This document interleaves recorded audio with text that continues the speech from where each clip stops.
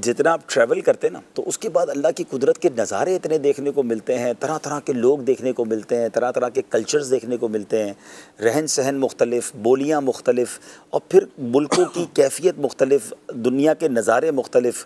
कहीं बर्फ़ पोश पहाड़ हैं तो कहीं रेगिस्तान है। एक ही दुनिया है जिसमें जनाब एक ही वक्त में सर्दी भी पड़ रही है तो गर्मी भी पड़ रही है, बर्फ़ भी पड़ रही है तो जनाब आतश फशां भी फट रहे हैं। यानी अल्लाह की कुदरत के ऐसे ऐसे नज़ारे हैं। और फिर जब ख़ास तौर पर आप जहाज़ में ट्रैवल करते हैं और बादलों से ऊपर चले जाते हैं तो फिर इंसान कहता है फ़बी आला रब्बिकुमा तुकज़्ज़िबान, मेरा रब कितना कैसा यूँ से भी कुदरत वाला है, जिसने इंसान को ये ताकत दी कि हम एक छोटा सा पत्थर फेंके तो वो नीचे आ जाता है, और ये लाखों टन वज़नी जहाज़ जो उड़ कर चला जाता है।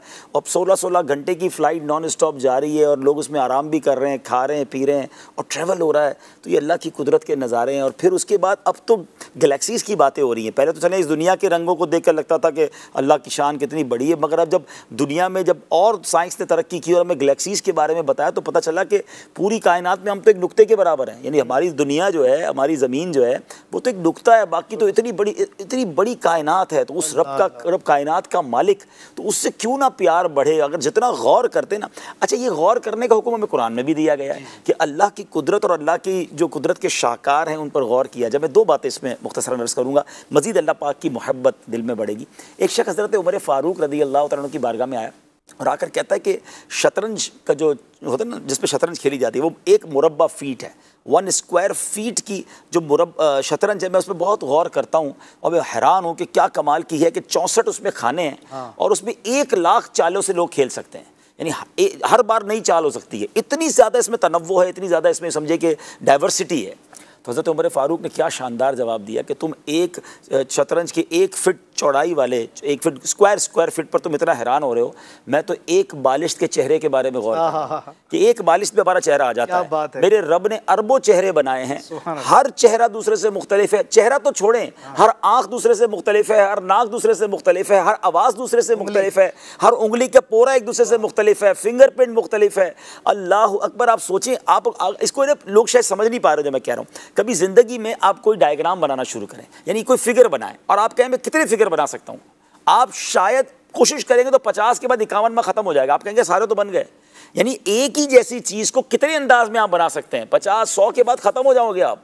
8 अरब तो इस वक्त दुनिया में लोग हैं, किसी की आँख की पुतली भी एक दूसरे से मैच नहीं होती है। फिंगरप्रिंट्स का निज़ाम क्यों आया है कि दुनिया में किसी का फिंगरप्रिंट दूसरे से मैच नहीं है। कितने पोरे बनाए और कैसे अरबों लोगों के डिफरेंट हैं, आँखों की पुतली डिफरेंट है। इवन वॉइस क्वालिटी, आप फोन पे मुझसे बात करते हैं, नाम नहीं पूछते, आपको पता चल जाता है कौन है। यानी आपके जहनों में लोगों की वॉइस फिक्स है, चेहरे अलग हैं, आवाज़ें अलग हैं, अंदाज अलग हैं, मुस्कुराहटें अलग हैं।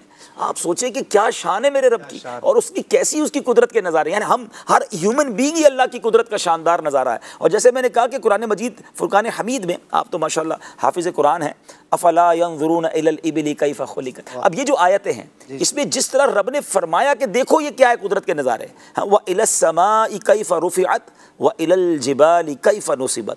तो क्या ऊँट को नहीं देखते ऐसे बनाया है, आसमान को कैसा ऊंचा किया है और पहाड़ों को कैसे कायम किए गए, व इलल अर्दी कैफ़ सुतिहत, ज़मीन कैसे बिछाई गई है। तो ये अगर गौर करें, यानी कुदरत के नज़ारे हमारी कायनात में जा बजाएँ, अल्लाह से मोहब्बत तो वैसे ही बढ़ जाती है। बिल्कुल कि रब की कुदरत के ये नज़ारे हैं। तो अच्छा, रब से मोहब्बत बढ़ेगी तो उसकी नाफरमानी ना करने को जी चाहेगा। बड़ी खूबसूरत बात वो सूफिया किराम कहते हैं, उलमा किराम कहते हैं, 2 तरीके अल्लाह की इबादत करने के। एक है डर से करना, नहीं करेंगे तो मार पड़ेगी, और एक ये है मेरा मालिक बड़ा करीम है, उससे मुझे प्यार बड़ा है, उसकी इबादत करने में जी बड़ा खुश होता है, और उसकी नाफरमानी में इसलिए मज़ा नहीं आता कि ऐसे करीम मालिक की मैं नाफरमानी करूं। डर से नाफरमानी करना, नाफरमानी ना करना और है, और मोहब्बत में नाफरमानी ना करना और है। अल्लाह करे वो कैफियत पैदा हो जाए, जिससे प्यार हो ना, जिससे प्यार हो जाए उसका दिल तोड़ने का जी नहीं चाहता। तो अल्लाह करीम से मोहब्बत का वो ताल्लुक पैदा हो जाए कि मैं उस करीम की बारगाह में इबादत से कैसे मुंह मोड़ सकता हूं। तो ये कुदरत के नज़ारे, अल्लाह की शान के बारे में जब बंदा गौर करता है तो उसकी